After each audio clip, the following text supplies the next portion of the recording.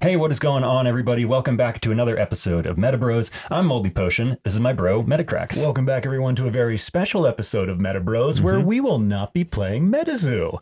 In case you guys are not familiar with us, if you stumbled across our channel just because of the SolForge title, this is a new game that we've been playing for a couple months. Normally, for about a year now, more than that, we've been exclusively gaming MetaZoo, as our audience knows, and we also upload on Caster Society.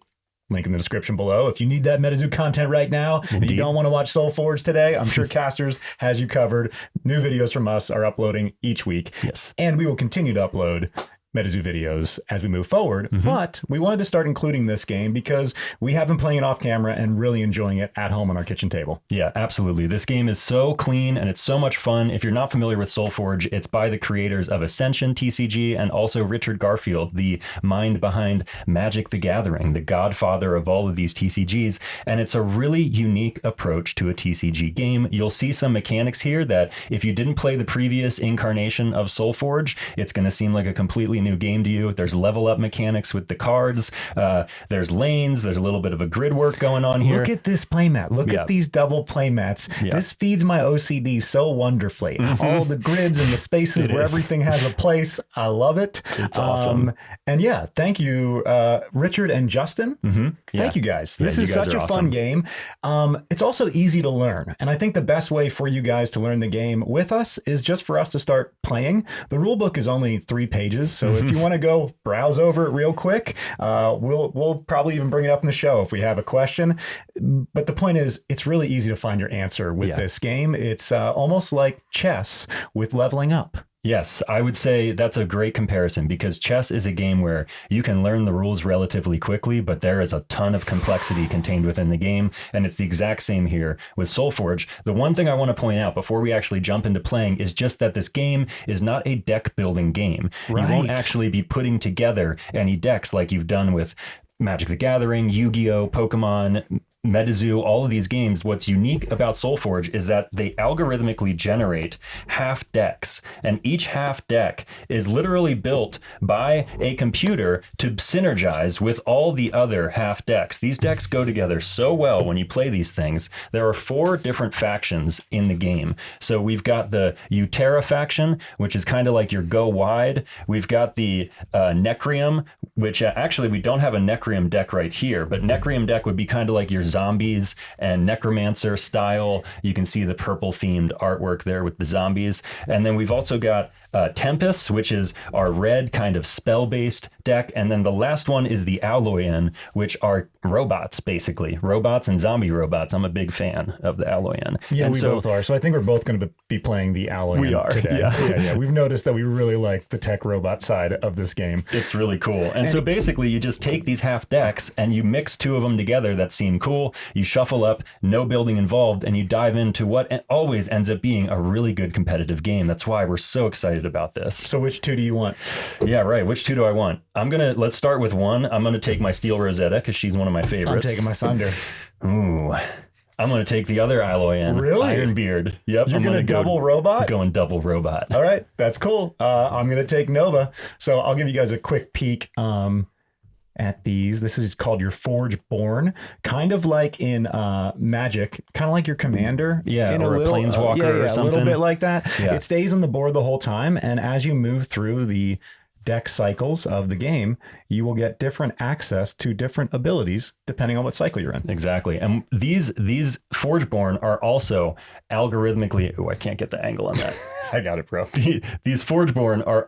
You do it. You do it. They're also algorithmically generated. So each incarnation of the Forgeborn will have different abilities. Like there are other Steel Rosettas that have different Enhance, Tinker, and Inspire abilities there that do different things. So every time that you open up one of these SolForge Fusion packs, which contain 4 half decks, you're getting 4 completely new decks. Some cards will be familiar. Some cards will not be familiar at all. So the first step of the game is you pick your 2 decks, we just did, and then you select one of the 2 SolForges who you'd like to basically be your leader in the arena. So yeah, give us both a moment because we have to look over the powers and decide, oh, this is easy for me. This is pretty easy for me too. We set our SolForge right here in the upper right-hand corner of the playmat. It says Forge Born. I'm saying SolForge. They're called Forgeborn. There we go. Game called SolForge. And I'm just going to tuck my Nova under there for safekeeping, even though she will not be part of this game.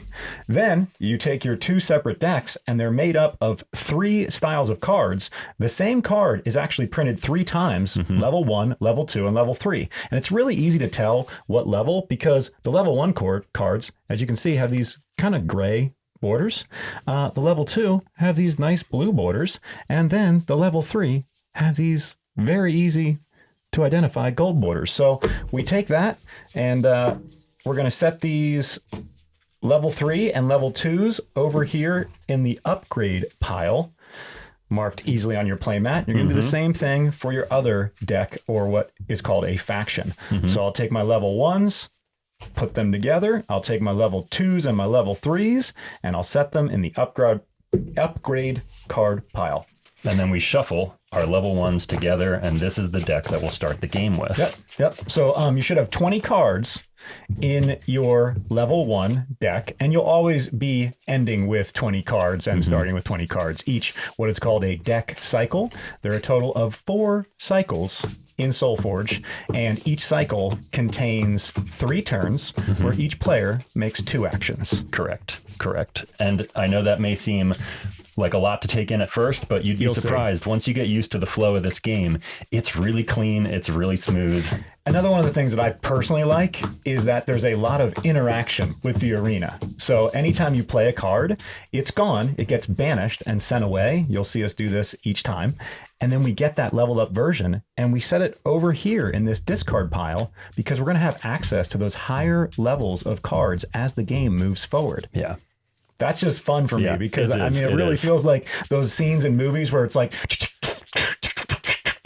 you know what I mean? Like Evil Dead style. It feels like you're upgrading. I mean, it's called an upgrade pile for a reason. You're actually getting a bigger ramp into more power as the game progresses, giving that access to the finishing moves. And making you think on that new level where you're actually trying to think, wait, okay, this card might not help me now, but if I upgrade it and I get to the level 2 version later, bigger and that better will really help me. Last thing I'll say is, with the algorithmically generated thing, nobody else has this exact half deck. Every single half deck you open is going to be unique to that half deck. It's going to have cards that are in other decks, but not in that arrangement. And on that same note, you can build your own decks if you really wanted to. If you want to break these down and make your own, that is an option. And in the event that you ever wanted to reassemble your original deck, in the lower part of the card there, it says the Scavengers of Fool and Bringing. And that is the actual deck name. So you'll be able to assemble them back together if you do want to mix them up. Right. Although SolForge, Justin, and Richard have gone to say that the game has not really been balanced to be a deck building game. It's supposed to be put 2 half decks together to get a balanced game. If you start taking your favorite cards out and building custom decks, you might have the craziest deck on the block. It's a little like making your own pieces in chess that do their own things. But if you're looking for a game that you can easily understand and just get to playing, especially with new gamers, I think this is a great one. So with that said, you want to get into it, man. All right. You draw 5 cards every single time. And then we'll roll to see who's going to have the forge or be going first. Yep. And your deck goes right there where it says deck. Nice and easy to understand. So now I'm going to look over my 5 cards, and I'm going to basically start deciding what 2 moves I'd like to do. Before you look, we have to roll. We got to decide who's going to go first. No problem. I mean, I can look. I think technically you're not supposed to look till we know who's going first. Right. You got a 1. I think I can beat that. You got a 9. I'll go first. You're going first. I'm looking. So he gets what's called the Forge, which is going to be this little gold card right here. And that is distinguishing who's on the aggression, who's going to be playing their cards in the front row.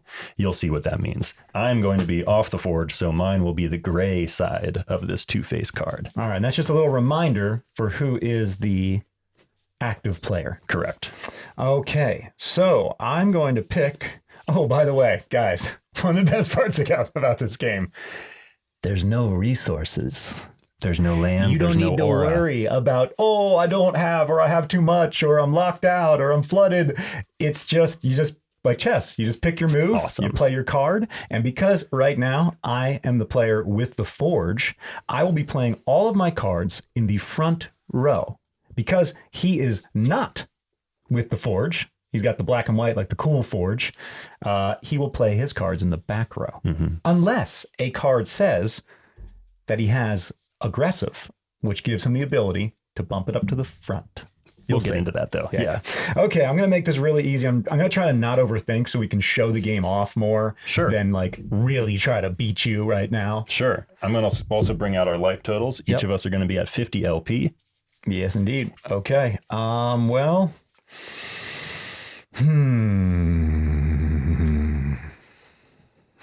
By the way, this quiet staring at cards is definitely going to be part of this style of show. Yeah, the interesting thing is because you're not limited by resources, it's really just anything. How smart are you? What are the best plays you can make based on the cards that you have? Okay. I think I'm just going to start somewhat aggressive. All right. And I'm going to play the Arrogant Giant. Okay. So very easy to understand. In the top left corner, you will see the attack. It hits for 7. Then the top right, you'll see the life points. It has 3. Then you'll also notice that it says that it's level 1, not in addition to the border. And this creature has no effects text box, so nothing special is happening. But there is one more really cool detail about this game. If you look in the upper right-hand corner, tough to get into focus, it'll actually show you what the stats are of the level 2 and level 3 version of this card. So you can kind of start metagaming ahead and see what you're going to get in the later deck cycles. Yep. So for now, I could place him anywhere. I'll just place him right there. And that was my action. Now we alternate. He has an action. So for my action, I will place... Now, I have the option. I can either place a creature directly across from his, and then they would clash in battle, and I would stop his creature from damaging me and my health total, or I can place a creature in another row and hope that it stays alive and it's going to help me in later turns. Now, creatures in the back row do not deal damage to the opposing player. Right. Only creatures in the front can hit a player. That is true. So I will... So I'm basically like, because I have the SolForge right now, or the Forge is active, it's on fire for my side, I'm really the attacking player at the moment. Right. So I will play... Oh, and by the way, did you upgrade your Arrogant Giant? No, this is part of the game. All right, guys. So I played my first card, Arrogant Giant. Now I go to my upgrade pile and I find the level 2 version of the Arrogant Giant, who should be right there. I'll set that out. I'll actually show this off real quick. As you can see, the second level is actually going to have an attack of 11 and life points of 5. Still no effects text box, but we will set that right here in the discard pile because I will have access to that in the next deck cycle. Correct. Okay, now I will place a Arrogant Allomancer in the back row here. So Arrogant Allomancer is a creature mage. He has 6 attack and 3 health points, and he has an activate ability, which means I can essentially tap him or exhaust him to use that ability and deal 1 damage to a creature for each mage I have in play. Now I can distinguish that to hit any creature I want, and I can do that anytime it's my action phase. So if I want to, I could do it right now, but I'm going to wait just in case there is a better strategic moment to use that ability. And now I'll pass my action back to you. Okay. I will cast the spell Primordial Slam, and I will deal 4 damage to your mage, I believe killing him. Okay, yes, you will kill him. And I will also give a warrior +4 to their attack. And now that I've played the Primordial Sin, it will go to my banish pile, and I will level up that spell. And now I have the level 2 version, and the level 2 version, guys, is actually going to let me deal 6 damage to a creature and get 6 attack bonus to one of my warriors. So I'll set that in my discard pile for later use, and then I will mark that I have just given my warrior +4. So to make it easy, we'll take this attack that says 7, and we will move that to 11 total. And now you have one more action before we close. I will place a Venerable Sentry in the back row directly across from his warrior. So the Venerable Sentry has 5 attack and 4 health points, and it has 1 armor. And the Venerable Sentry, having that 5 attack, is going to have just enough to clash with his beastie and trade in the oncoming combat, which I think we're about to go into. My, you call him a beastie.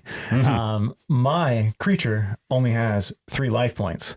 Now that we each played our actions, we instantly clash and everyone deals damage at the same time. There's no first strike. There's nothing like that. There's no attack advantage. Everyone in every row would simultaneously collide. Now, of course, we'll go one at a time just for the sake of ease, but basically what happens is this creature deals 11 damage to that one. It's going to kill it, and your creature is going to deal 5 damage to my 3 life point creature. They both die, which means that they go to the banish pile because they're out of the game because we already used them. And in our discards, we both have our level 2 versions of those cards waiting for later. That's right. And now you take the rest of your hand and you put that in your discard pile for later use. 2 actions each, then you dump, you draw 5 more. It's a very smooth, rapid fire type of gameplay. I love it. And now I do believe that you have the forge. Yes, now we flip. So now I'm on the aggression. And if I would have had any remaining creatures in the battlefield, they would have moved up to the front row and they'd be ready to attack him because only creatures in the front row are going to deal damage to the other creature or the player. All right, I've got my new 5. Let's see here. I will... I like some of these cards. Sometimes it's hard to choose. With the effects you have, you see the paths before you. You're like, ooh, I could go this route or that route, and both might be good. And you make a choice, and then you see what your opponent does, and you immediately regret that choice. Yeah, and you end up regretting it. Yeah, that's definitely part of the game. Okay, I will play an Epoch Soldier in the left lane. So Epoch Soldier, this is a warrior. It has 4 attack, 4 life points, and the deploy ability says if it's in my leftmost lane, it gets +3 power. If it's in my rightmost lane, it gets +3 health points. So Epoch Soldier will get +3 power. So he's going to be hitting for a total of 7 now. Bringing him up to, a total of 7. And then I will search for my level 2 Epoch Soldier, and I'll put that into my discard pile. I betrayed my OCD. I used the life counter for the attack. I give you such a hard time, and then I mess up. You do. It's beautiful. All right, that's my action. Okay, that's your action for the turn. He's got 4 life points. That's pretty much all he'll be doing for now. Up to...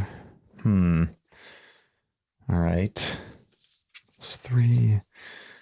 I'm not sure. But like I said, I'm just going to kind of play here to show off the game. I'm not going to overthink it. When we play this in the kitchen, it is like chess. Oh, yeah. This game may benefit from a timer at some point just because these games have gone a long time trying to make the right move. We've been, like you said, we've been playing it for a month or 2 now, but it still is it's a lot of thought because you do have those different paths and options before you, and you're not limited by resources. So there's a lot of things that I still haven't tested. There's still cards that I see come up that I'm like, yeah, I've never really gone that route, but I think about it. Do we have the wisps around? Yes, we do. Okay, so some of these cards will give you access to basically tokens. And actually, many of the cards, that's part of the game. Your Forge Born, as well as many of the creatures, will give you access. So They're called minions in this game. Minions, thank you. So I'm going to set my minions right here. Thinking about playing them. Well, all right. No, I think I'm just going to play it safe, and I'm going to put my Combat War Tusk in this back row. So once again, we just have a warrior, no effects text box. He's hitting for 5, and he has 8 life points. So that'll be just enough for me to kill his mage and actually have my warrior survive. Go ahead. Okay. I will... Oh, God. And guys, the art on these cards are just beautiful. Don't look. Oh, I can't get in focus. Okay, I will play... I don't want him to see that I have that. I'm going to play a spell. I didn't see it. Okay. I'm going to play a spell, Gauntlets of Solgrim. So Gauntlets of Solgrim allows me to deal 3 damage to a creature. I'll deal it to the War Tusk. Oh, that's rough. And then I give a creature +3 armor for this turn. That's super rough. I hate this. Yes. This is not good for us. So... Okay, so his life points go from 8 to 5 now. And now, because you want to take this, you have armor. Yeah. So armor is going to be damage absorption that, depending on the creature and the effect, may last for the turn or may be permanent. In this case, it's just for the turn. So he's going to have 3 armor, meaning that the first 3 damage he gets dealt, whether it's from a spell or from combat, is going to be absorbed by the armor before damage rolls to his life points. All right. And now I'm going to take a risk. All right. Oh, shoot. It's such a risk. I'm going to place a Stout Revealer out. Now, the Stout Revealer hits for 3 and has 7 life points, but also has an effect text box. The enemy player may play a spell for free. Then I may play a spell for free. So at that moment, right now, he has the ability to play any spell in his hand for free, which is scary. because it could ruin my plans. I will play Digitize. So Digitize is a level 1 spell. Give a creature +5 power. That's bad. So I'm going to bump him up to 12. Yeah, that's bad. If that creature is your only creature in play, give it +5 life points. And now I'm screwed. So this was not a good play for me. For sure. And I'll go get level 2 Digitize, and you get to play a spell. So my spell isn't nearly as cool as what you just did. I was hoping that you didn't have a spell. That's what I was banking on, which is not a good angle. Right. Now I will play this spell, Conflagrate. And before I forget, I gotta get my Stout Revealer level 2. Yep. Don't forget, yeah. Gotta level up. My Stout Revealer goes to the discard pile. Now I'm all set. Now that I played Conflagrate, I'm gonna do the same thing. Yep, get the level 2. Get the level 2. Drop it in the discard pile for later use. And now, and this is what I mean by the fun deck interaction. Yeah. Like you always feel like you're doing something, upgrading, hooking yourself up. Mm-hmm. And when you hit these upgraded cards later, you're just like, oh my gosh, it's so money when you hit your level 2 or level 3 cards. Okay, so I will deal 3 damage to this. It would be 2, but because I have a mage in play, I get to deal an additional 1. Okay, so the 3 armor absorbs that. Yep. What a bummer. And then I'll deal 3 damage to you. Okay. But unfortunately, that's it. Now we clash. He kills me. I reduce the life points to 4. Mm-hmm. But my War Tusk is dead. And then nothing happens here because she's in the back row, other than now that this is the end of the second turn, I move her to the front. Right. And then we'll dump what we have left. And in we'll our draw discard pile 5 more cards, and this will be the last turn before the deck cycle when we're going to reshuffle all of our level 1 and level 2 cards back and start from the top. 2 actions each per turn, 3 turns per deck cycle, a total of 4 deck cycles. And now we flip deck the cycles forge. are how you get access to the leveling up. Yes, we have flipped the forge, so now I am the active player. Feeling a little frustrated by what just happened, but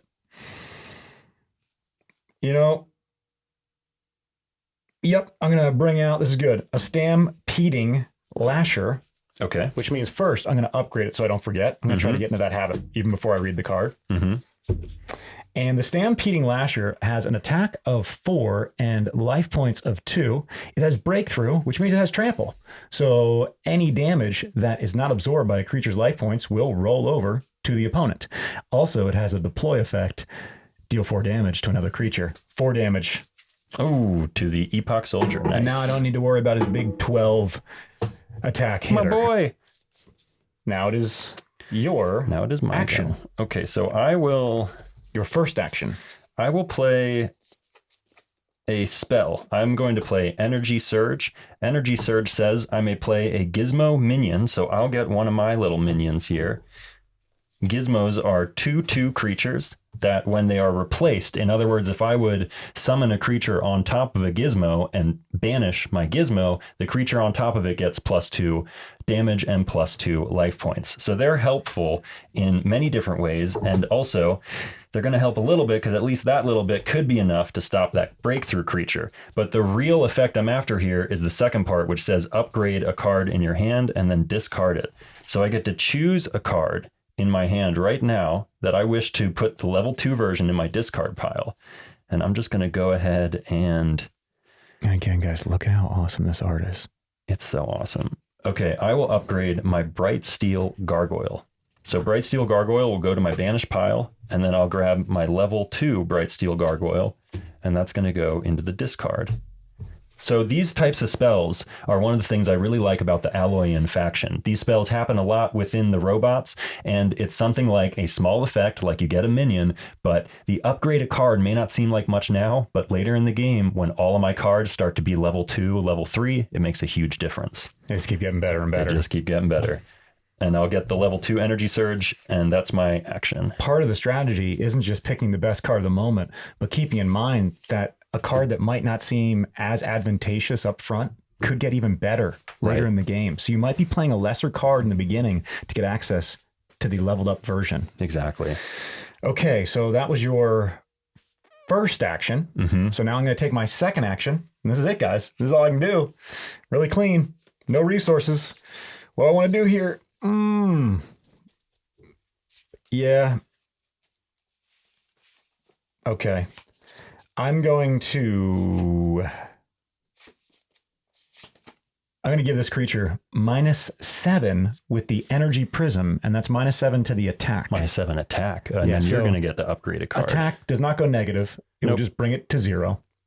But I've eliminated, at least for now, the threat of him killing my Stampeding Lasher in the opposing lane. Right. Now, your minion, did it have aggressive? Is that why you played it up front? Oh, no, I'm sorry. That would be back row. No problem. Yep. And now I get to wait. Hold on. Messy Cracks must have made a mistake. What's up? 2 cards. I played 2 cards, and I have 3 cards here. You should have 3 cards there. Yeah, I know. I should have played one of the other cards. Messy Cracks looked at you the left 2 a card there and didn't see that I had my favorite card in the Sunder deck. Well, you could upgrade it. I'm going to. But I'm a little sad because I had another plan. And this guy's so much cooler than my plan. But okay, fine. I'm going to upgrade the Thundersaur. Oh, yeah. So this is my favorite card right now in the Sunder deck. 0 attack, it starts off with. 12 life points. It has breakthrough, so that trample, that damage will roll over.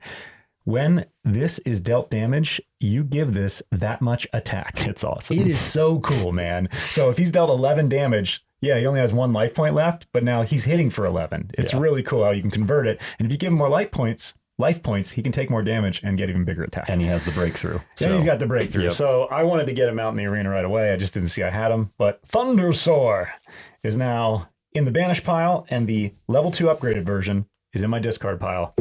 Okay. All right. That's it. Those are my 2 actions. Those are your 2 actions. You have 1 more. And then we clash. Let's see here. I will play an Aetherforged Article, and I'm going to replace my Gizmo. So the Gizmo will go to banish. Aetherforged Oracle is a 3/5 that says deploy, upgrade a card in my hand. Very similar effect to what just happened, and discard it. This one comes with a creature though, which is pretty sweet. And the Gizmo is going to give her +2/+2. So she's going to go up to 5 attack and 7 D. Okay. And then I get to upgrade a card in my hand. I will upgrade Charge Plated Drone. So that will go to discard, and then I'm going to get my level 2 Charge Plated Drone and my level 2 Aetherforge Oracle. So you discarded this. Give me your upgraded version just for fun so I can show it back to back. I won't do this every time, but just for the sake of it.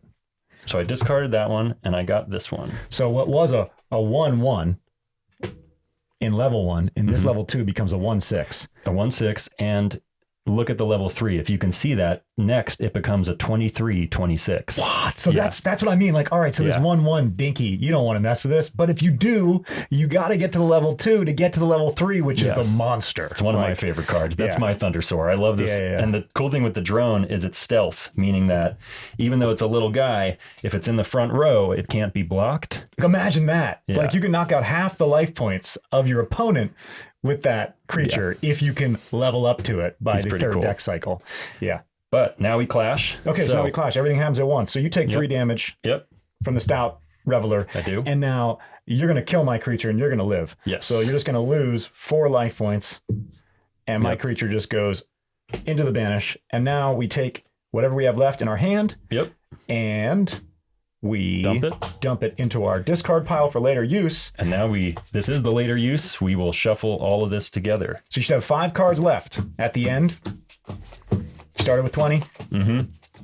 Very, very easy to keep track of. You'll realize if you didn't discard something, just count what you have. Yeah, you should have 20. Yep. And if you don't, then just go figure out what you didn't level up. Yep. It takes a minute to get used to the flow, like we said, but honestly, once you get used to it, it's fun. Yeah. You feel the power of the upgrade. You get excited to go get the upgrade. You're almost playing the card to get the upgrade. You're like, yeah, cool now, but this will help me later. Yeah. Absolutely. Really awesome. And just so clean. Everything's so clean with the 20s, the 50 LP, the attacks, everything in this game is so complex and also so simplified that it just makes for a really enjoyable experience. Simply complex. Simply complex. All right. We count out 5. 1, 2, 3, 4, 5. And now this means we have entered the 2nd deck cycle. Indeed. So this is going to give both of us access to, as you see here on the Forgeborn, this first effect. And it It's labeled with a 2 for level 2. And my Sunder will be able to use Gathering Storm 1 time during this whole deck cycle. So I got to be really strategic when I use it. And what can I do? Well, when you play a spell this turn, deal 3 damage to a creature or player. And then my Ironbeard here, he's going to have an ability called Shields Up, which I keep drifting. I got you. Just the angle is so awkward for me. I don't even know how you hand it to me. Hold on, let me get my. There we go. So Shields Up gives me and my creatures 4 armor for the turn. All right, pause. For the turn. For the turn. And this is when you play a spell this turn, deal 3 damage to a creature or player. That means I see what's going on. Sunder's pretty badass. I can play more than 1 spell. Oh, yeah. In that single turn, which remember, there are 3 turns in a deck cycle. So I get to choose 1 of the turns, and every time I play a spell, I get to deal 3 damage. Yeah, it's pretty cool. Yeah, it is. It works really well with that Stout Reveler, who, again, guys, he's not in the same faction as Sunder. This is a card from a totally different faction that synergizes perfectly with Sunder. And you just see that over and over. You know, when you let AI build synergy, it works. Hey, did we flip the Forge? No, we're flipping it now. All right. Flipping it. You make the first action. I do. All right, looking at my 5. Okay. Oh my gosh, it's so exciting to look at what you have every time. Like you Yeah. get a whole reload of 5 new options every time, and you can play them all for free. You just have to decide the shape, like the geometry, like the foundation that you're trying to build, and how high you want to go later. Okay, I will play my level 2 Energy Surge. So this is the level 2 version of the spell that I just played last turn, and it's already way better. So now, instead of a Gizmo minion, I get a Mega Gizmo minion, which is not a 2/2. This is a 6/6 now, and the creature that replaces it will get +6/+6. That's a killer bonus. Killer. And I'm going to get to upgrade a card in my hand again. So I will go and upgrade...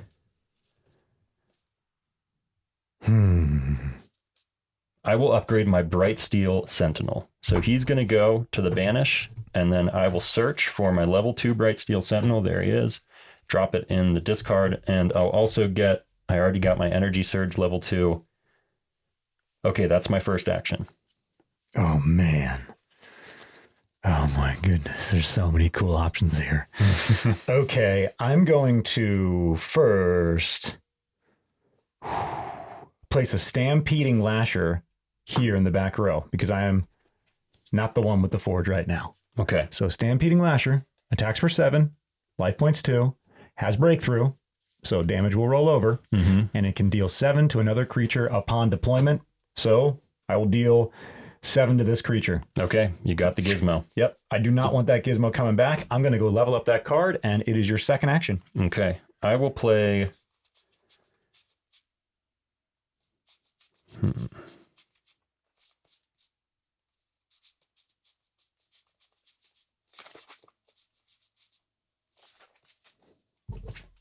I will play a Bright Steel Gargoyle in this lane, right in front of your Lasher. Bright Steel Gargoyle is going to be... Yeah, you saw the level 1 version. That was what I actually discarded last turn. So it's a 6/6 with an activate ability that says, if I have the Forge, give this +6 armor for this turn. Otherwise, give it +2 attack, and you may move it up to 1 lane. This is one of my favorite robots in the game. It is just so good. So I'm going to get the level 3 version before I forget. Where'd you have that? Which lane? That was right across from your Lasher. So let's see here. Where are you? Level 3 Bright Steel Gargoyle, there it is. And now I will activate the activate ability. So I have the Forge, he's going to get 6 armor for this turn. We're going to plop that on right there. Yep. Okay. And now I believe you have one more action, and then we'll clash. Okay. That is correct. So I am going to... Yep. I'm going to activate my Forgeborn ability. Okay. So every spell I play, and I can only do one more thing right now. I only have one more action. But it's going to let me deal 3 damage. So I'm going to play the Stone Skin spell, which is going to give my Stampeding Lasher +5. +5 attack. Okay. Yep. And it may also battle an enemy. So you can choose one of my creatures and they will deal damage to each other equal to their power. Yeah, may is the key word. I don't think I want to do that. Because I activated the Forgeborn ability, I am going to deal the 3 damage there. Okay. I'm going to upgrade while I think about this. Get my level 2 Stone Skin. Drop it in the discard pile for later. And yeah, I'm going to give the +5, of course, to... So armor's temporary. It will go away after this turn. But I think I just want to make sure that guy doesn't hang around because he's tricky. So I'm going to put the +5 on him. Okay. And now we will clash. So these two will kill each other. It was 12. You knew that, right? Right. I set the wrong number down. Cool. They'll kill each other. And then you'll take 3 damage from my Stout Revealer. And now we take whatever we have left in our hand, put it in the discard pile, and draw 5 more. And now I am the one, the active player with the Forge attacking. Yes, you are. Okay, we have Flip flipped. the Forge. And my first move will be... Okay. Right. Interesting.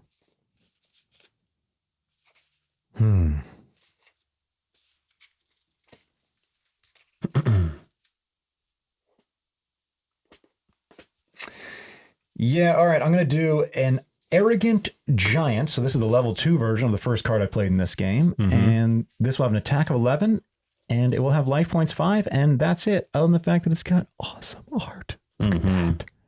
Yeah. The art in this game is incredible. Okay. I will... And I put my creatures in the front because I am the one, the active player with the Forge. Right. I will play a...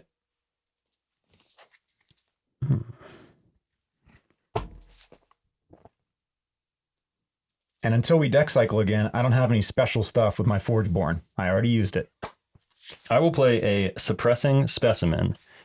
Suppressing Specimen is a 1/8, and it has the Defender. So that means this creature will never leave the back row. It's going to stay in the back row even when the turn cycles change.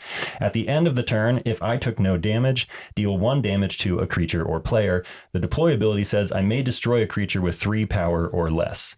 So I'm going to deploy the Specimen. Let's deploy him... Right, well, not there. Let's deploy him right here. And then I will destroy Stout Reveler with the deploy ability. I've been calling her Revealer this whole time. You just told me it's Reveler. I only want to correct so many things at once. I was even thinking, what is the reveal? What is the... Because a lot of these words, they play into like mechanics. Like you'll see them repeating. Yeah. That's part of the algorithmic thing is once you get to know the game, you can read the name of a card and you'll probably know what it does. Yeah. Okay, so that's my action. All right. What you got? So this is my second action, then I'm done. Okay, well, yeah, let's see. Does he have any more tricks? He's a defender. At the end of turn, if took no damage, deal 1 damage to creature or player. That can actually be really annoying when you're doing your math. Upon deploy, you just, I mean, that's it. 1/8.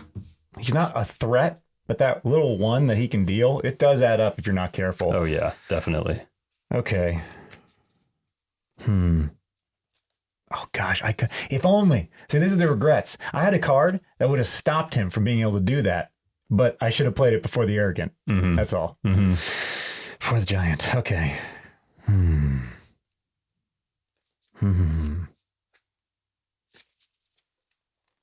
many cards do you have in your hand? 4. All right. I'm going to place a... It's funny, guys, when you would think that you always would like to be on the Forge because you're placing your stuff in the front row, you're able to attack, but that also means that the other person gets the last laugh. I like they that. Get the last move. And so like, it's actually hard to pick a favorite between the two. Sometimes I like being on the defensive because I can just react. I like the defensive. Yeah, I do. It's a little easier for me to deal with what is than try to like, predict and then hope. regret. Yeah. So again, I'm just going to keep moving forward so you guys can see the game. Yep. I'm going to put a Windspark Elemental in the right lane. Windspark hits for 4 has 2 life points, has aggressive. So if I did not have the Forge, if I was not the active player, normally, they go in the back. Well, aggressive lets you put them in the front when It's they the normally go in opposite the of back. defender. You got it. Yep. And when this damages a player, deal that much damage to an enemy creature. It's really good. I have to deal with that thing immediately. So that's going to make me change my plans here. But this is why I like having the last laugh, as I call it, because I get to I'll place my Arrogant Allomancer in the back row across from the Giant. And then I'm going to activate Arrogant Allomancer's ability, which allows me to deal 2 damage to target creature for each mage I have in play. That I have 1 mage in play, so I get to deal 2 damage to the Windspark. Guys, that's not good. Now, did you get your level 2 Windspark? No, thank you, though. Yep. And I'll get my level 3. All right, leveled up. And now he's got 2 mages. You see these mages, how they're tricky, how they're giving each other bonus damages was just enough to remove who's really like an awesome card in the game. The fact that I can get damage through and then deal it somewhere else in addition, it's amazing. So now we trade. Obviously, these 2 will clash and both die. That hurts. Yep. He's dealing how much damage? 9. Whew. Okay, fine. Yep. Debo dead. And then I take nothing because he's in the back row. He doesn't deal any damage. But it's the end of the turn and I didn't take any damage. So I get to deal you 1. You're going to bump me with the mage's effect. Dink. Okay, now we take what we have in our hand, put it in the discard pile, and draw 5 more. And this is our final turn before the next deck cycle. So, we switch. You are on the Forge. I am on the Forge. Forge on fire. Mine is cold. Hockey dokie. I will play. I love when I get the level 2 version of this card. This is the one I said earlier, one of my favorite cards. Aetherforge Oracle. So now she is a 6/10, and I'll get to upgrade a card in my hand again and then discard it. So I will upgrade. My armored. Actually, that's kind of cool. I don't know where you had her again. Oh, yeah. I put her right here. Put her in the front row, and I'm going to upgrade my Venerable Sentry. So I'm going to drop that and banish, and I get to go get the level 3 version of Venerable Sentry, put that in my discard. I'll also get the level 2 version of her, or level 3 version of her, and throw that in my discard. You'll see, guys, once we get to the next turn phase, it goes crazy. The power levels of cards just get insane. All right, so she's out. That was my action. Your go. Okay.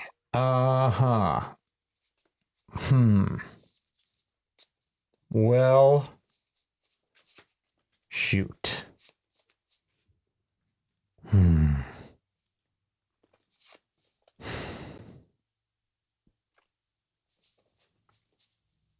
Yeah. This is one of those hands that I got a bunch of basically nothings. Yeah. Yeah, just I can't really defend myself the way I'd like to. So, man, and all the synergy is not there. I need 2 mages, or I need 2 warriors, or I need, I needed something. But I got a little of everything. I got dryads and zombie yetis and I know the zombie yeti. That's the zombie yeti you can play for free, huh? Yeah. He's kind of cool. If you have a creature with decreased life points. Right. So he's not really free, and he's only a 2/2. I don't really feel like messing with him to get a level 2. We're moving into the next deck cycle. All right. Yeah, I'll just play a Rooted Druid in the back. So Rooted Druid hits for 3, has 5 life points, is defender, so will not move up to the front row. Upon deployment, I can play a Wisp minion, and whenever I gain life points, this loses defender and actually gets aggressive this turn. So there is a chance he can move up to the front row temporarily. That's right? That's correct. Yeah. Yeah. Exactly. So if it switched to aggressive, he wouldn't automatically move to the front row, but then at the end of the turn, he would. Okay, and then I'm going to play a single Wisp token here. And that's my action. That's a good move. I will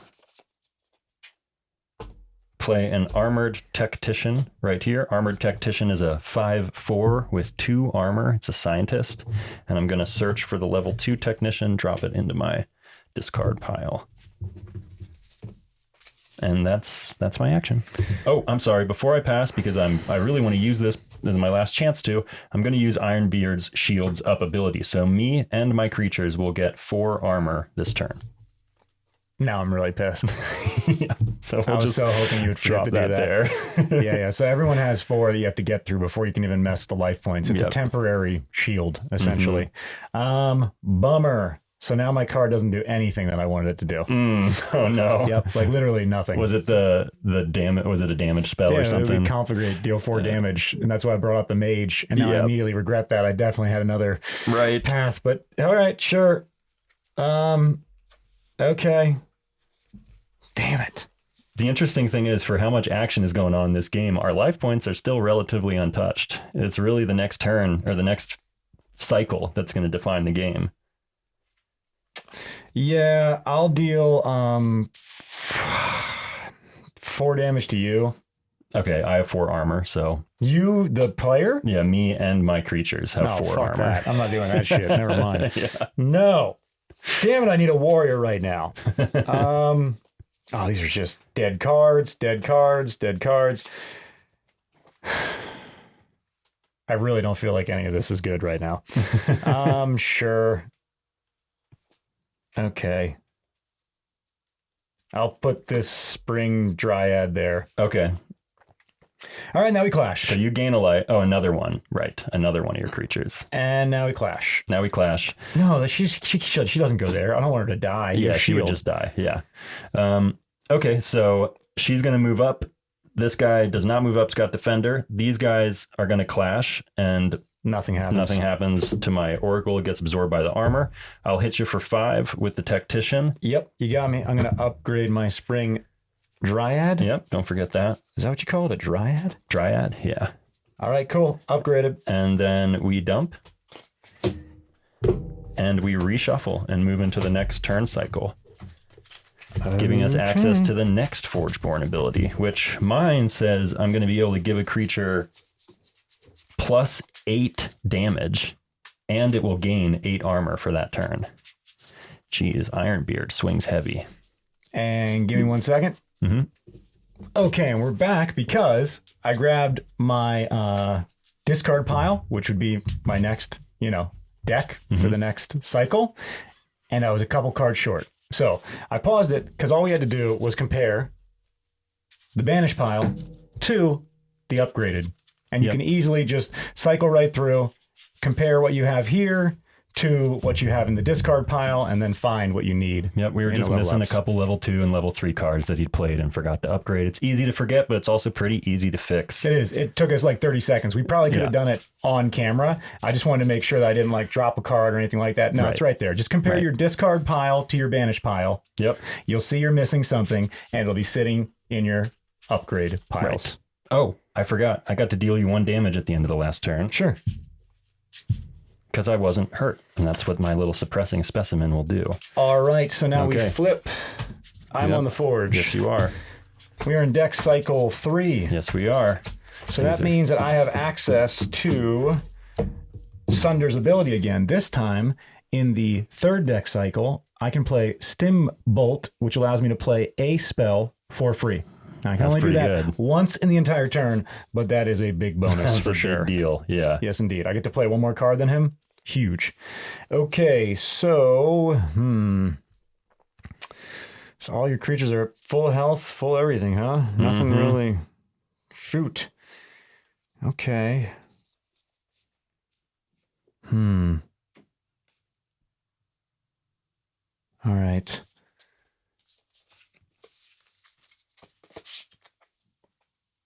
Well, yeah, why not? So I'm going to play Conflagrate because I have a mage, normally dealing 3 damage to 2 targets. I'm going to be able to deal 4 damage because I have that mage. So I'll deal 4 damage here and just kill this thing. Okay. It has 2 armor. Yep, that's that armor. Mark it with armor. Okay, yeah, sure. Let's always mark it so it's easy to...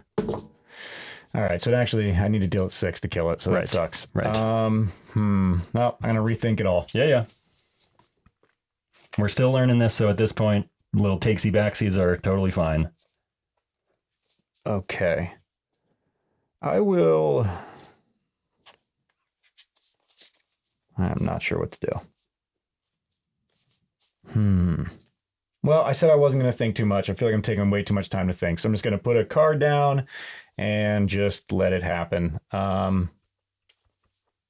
I'll still play the spell. I'll deal 4 damage. Doesn't matter. So it'll only knock off 2 of the life points. Yep. And then I'll deal the other 4 damage to this 10 hitter. So it'll go down to 6 life points. Okay. And then I'll get the upgraded version of that spell. And now it's your action. Okay. I will...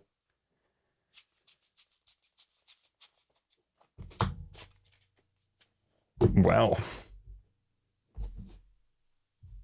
Quite an effect. Okay. I will play my level 3 energy surge. So now you guys have seen me play level 1 energy surge, level 2 energy surge, and finally level 3 energy surge. And look how much better this is. So now I get a Mega Gizmo minion again. And not only do I get to upgrade a card, I get to play the card for free. Rather than banishing the card I'm upgrading, I get to just drop it in the arena. So I will play a Mega Gizmo on the back row over here, and then I will upgrade...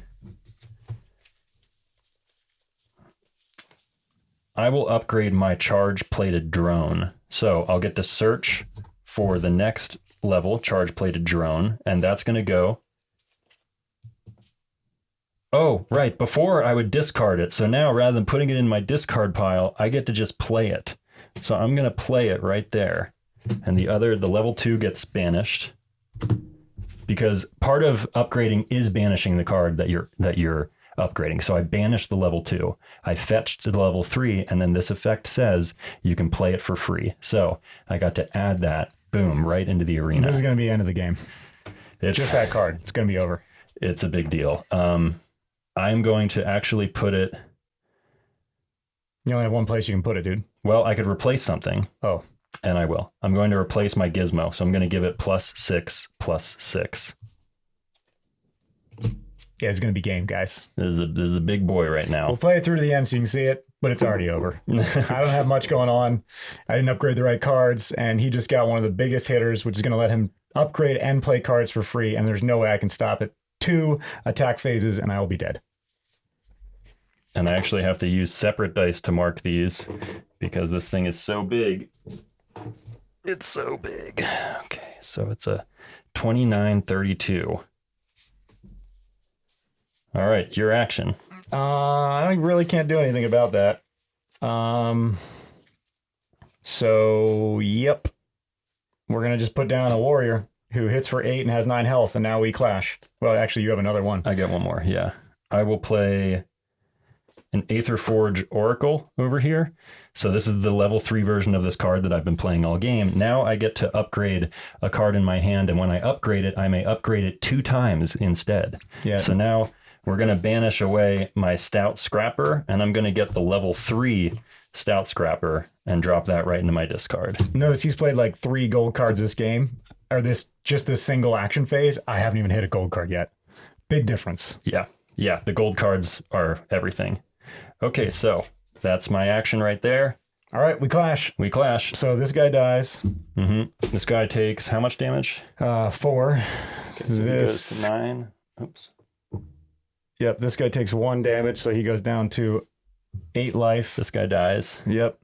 And then I take a huge amount of damage. You take 11 damage, not a huge amount. Oh, that's big. No, that's huge. I'm going to be dead next turn. Yeah, I thought you were talking about the robot here. No. I'm just going to die next turn because of the robot. Right. All right, so now we put our remaining hand in the discard pile, draw 5 more, and now you're on the 4, so you go first. And your creatures get played in the front, and mine get played in the back. I do. And the game will be over as soon as we clash. That robot's going to be the game. Yep. I will replace my Armored Technician with my Bright Steel Gargoyle level 3. You can replace a creature at any time. Yeah. It's not considered destroyed. It's just pulled out of play, and then the new creature goes right where it was.